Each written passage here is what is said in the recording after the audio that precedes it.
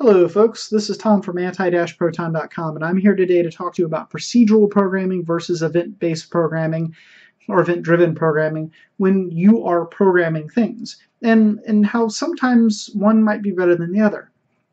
In procedural programming, you write sort of like start to finish. Do this, then this, then this, then this. If this, go here. If this, go there. And you kind of follow this little line all the way down from the beginning to the end.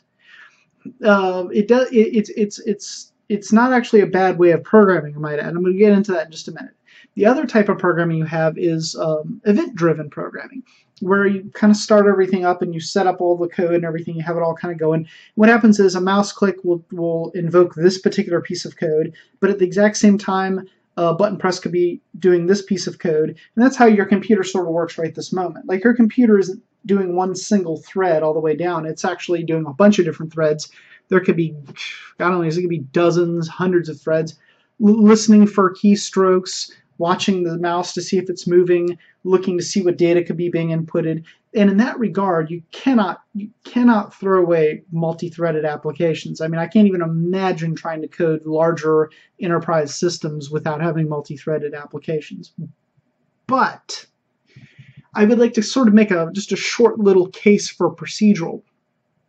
It is generally discouraged very heavily in the programming world to have any kind of procedural chunks, big old procedural chunks. Everybody likes to break every little thing out. So instead of opening up a file and writing some stuff to a file and closing it and then doing the same thing down below it, people would say, oh, that's the same piece of code twice. You must break that out, make it its own method, and then call that method each time with parameters, input parameters. And on the one side, when it comes to portability and scalability and blah, blah, blah, that's actually a really, really, really good idea. Now, don't get me wrong, very, very good idea. No way am I downplaying that. In fact, I write my own code that way typically. But there's a price. You're getting all of that usability and everything like that, but there's a price. The price is speed. Now, you might be saying, and I hear this argument all of the time from programmers like crazy, okay? Computers are so fast today. Are you kidding me? A few hundred extra, cycles of the processor? Are you kidding me? Who cares if the processor does a few extra 100 cycles? Well, I know that doesn't seem like a lot, but it really depends on what you're coding. If you're making like a small application runs on somebody's computer with little buttons and it does something like the very application that's recording this, yeah, you're right, doesn't make a hill beans difference. But what about when you're using a large information system? Let's say you have 20 million records and you are interpolating them into 40 million records that are an interpolation of the two. Okay, you're doing like a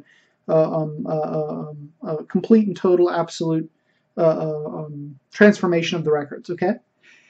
When you have large numbers of records like that, and then you have that type of programming, like I just said, where everything's been broken out into little individual pieces, individual methods, then you have a significant slowdown that builds up. Because remember, these times become multiplied out by the number of total records that you're actually doing. From a kind of getting a little bit into a little bit more computer science, and I don't want to go too far into computer science. I want to stay with basic programming, but it is important sometimes to accept that a procedural chunk, even though it can have redundant code in it, is not necessarily the worst possible way to do something.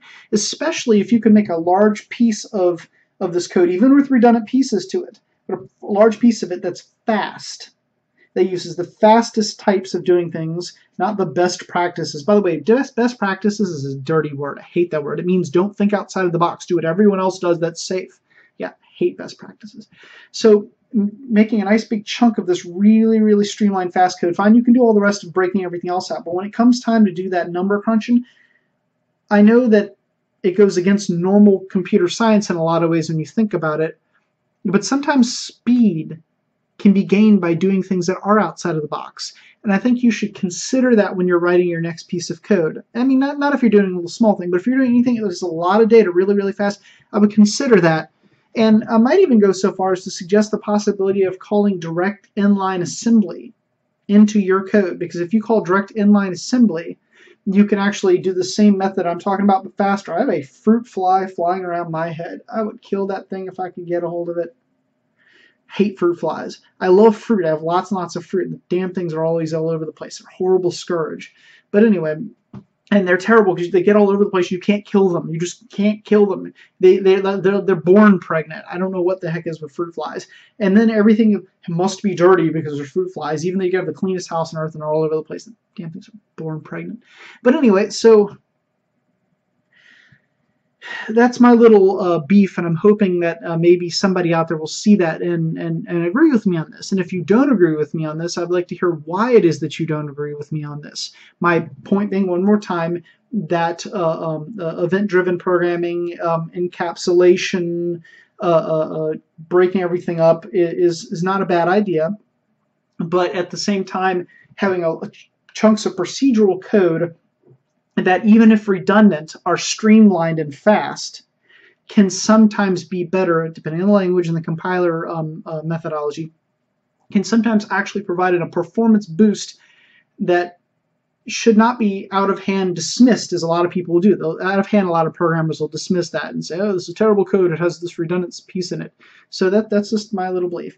And then at the very end of this, let me also point out, check it out, because I can't do anything serious. Oh my god, I've always got to do something funny. Here is a Misha bear. Здравствуйте, Misha. Actually, Добрый день, Misha. Misha is the 1980 Moscow Olympics. I think the U.S. boycotted it because we hated the Russians at that time. I don't think we hate them anymore. Wait a minute. I don't think we hate the Russians anymore. I think we're hating Putin at this point, because we hated the Russians. They were evil. But now we like the Russians. They're not evil anymore. And we just hate Putin. Okay, so there we go. Make sure I got that right. But whatever. Neat little thing, isn't it? Spokojnie noche. Anyway, so there you go. Let me know what you think about it. I'm going to start getting into more computer science topics and so on, things that have been bothering me with computer science. But let me know if you have any questions about computer science things. I would be happy to get into them. I adore computer science because I actually am a professional in that category. So I actually can talk professionally for once, as opposed to disclaiming myself as being a novice, as I always have to do with nuclear physics. So it's been Tom from anti-proton.com, and bye-bye.